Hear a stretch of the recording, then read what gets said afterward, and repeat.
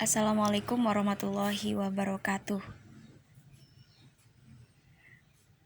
Kami dari kelompok 1 ingin menjelaskan tentang prinsip perkembangan vertebrata yang merupakan tugas dari mata kuliah struktur vertebrata.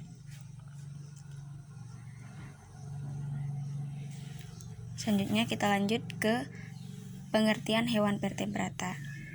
Jadi hewan vertebrata merupakan hewan yang bertulang belakang atau punggung, di mana hewan vertebrata itu dibagi menjadi 5 kelompok, yaitu ada Pisces, Amphibia, Reptilia, Aves, dan Mamalia. Kita lanjut ke prinsip perkembangan vertebrata. Di antara prinsip perkembangan adalah mengalami perubahan. Dengan adanya prinsip tersebut, maka perkembangan vertebrata itu akan mengalami beberapa proses. Di antaranya yang pertama ada gametogenesis, yang kedua fertilisasi, yang ketiga embriogenesis, dan yang keempat organogenesis. Oke, kita lanjut ke proses gametogenesis, di mana gametogenesis ini merupakan pembentukan sel-sel gamet pada hewan, di mana gametogenesis ini dibagi dua, yaitu spermatogenesis yang merupakan proses pembentukan gamet jantan, dan yang kedua adalah oogenesis, merupakan pembentukan gamet betina. Oke, di sini kami akan menjelaskan tentang proses gametogenesis ini. Yang pertama adalah spermatogenesis atau proses pembentukan gamet jantan. Oke, yang pertama ini sel induknya dinamakan dengan spermatogonium, di mana spermatogonium ini akan memperbanyak diri dengan cara pembelahan secara mitosis, di mana pembelahan tersebut akan menghasilkan spermatosit primer. Cirinya di sini dia memiliki kromosom 2N atau biasa dibilang dengan haploid. Yang selanjutnya akan terjadi pembelahan secara meiosis. Meiosis pertama akan menghasilkan spermatosit sekunder.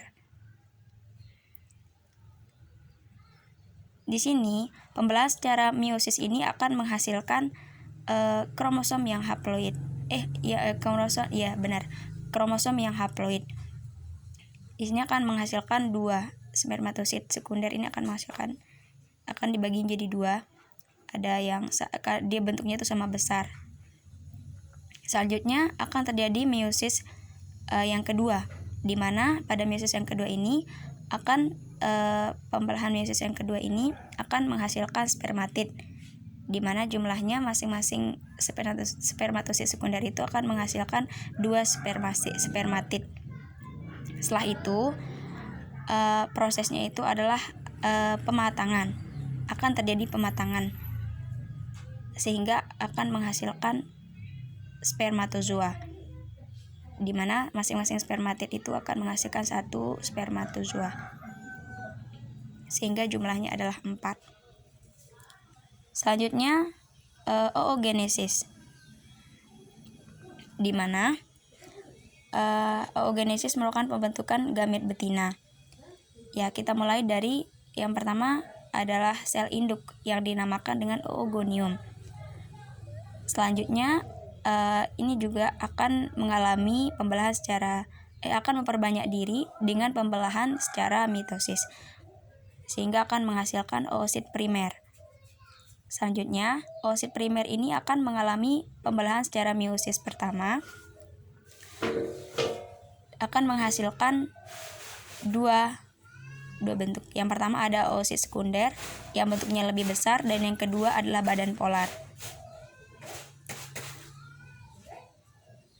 Selanjutnya akan terjadi pembelahan secara meiosis yang kedua.